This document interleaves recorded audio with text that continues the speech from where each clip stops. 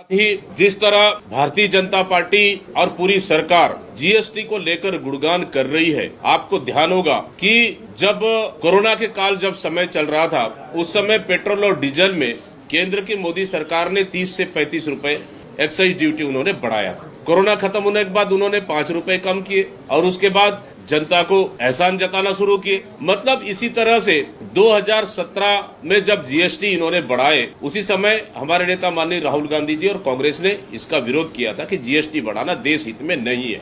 दूध, दही, घी, राशन जैसे सामानों में, छोटे छोटे सामानों में जो कभी टैक्स नहीं लगा, दवाइयों में, कपड़ाओं में, इन सब चीजों में टैक्स लगा दिया। कृषि जैसे कृषि उपकरणों में, कृषि औजारों में, सभी चीजों में जीएसटी लगा दिया, जो इससे पहले कभी जीएसटी नहीं लगी। लेकिन जीएसटी से इन्होंने 8 साल तक लूटा, जीएसटी बढ़ाकर। अब 8 साल लूटने के बाद जीएसटी बढ़ाने की ये लोग अच्छाइयां बढ़ाइयां करते रहे। अब जीएसटी कम किए, अब जीएसटी कम करने का ये गुणगान करते गुण रहे।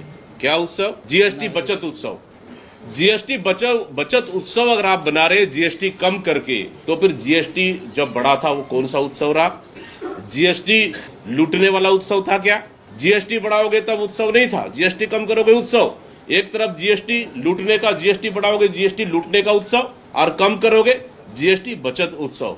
बोला गजब है भाई। मतलब कुल मिला के 8 साल तक जीएसटी से लूटने के बाद आज जीएसटी कम करने का जिस तरह से बड़ा बड़ा डीन हाँक रही है भारतीय जनता पार्टी और उनके नेता, मैं समझता हूं कि जनता की गाड़ी कमाई का 8 साल तक सरकार ने लूटा है और जीएसटी कम कर कोई जनता को एहसान इन्होंने नहीं किया।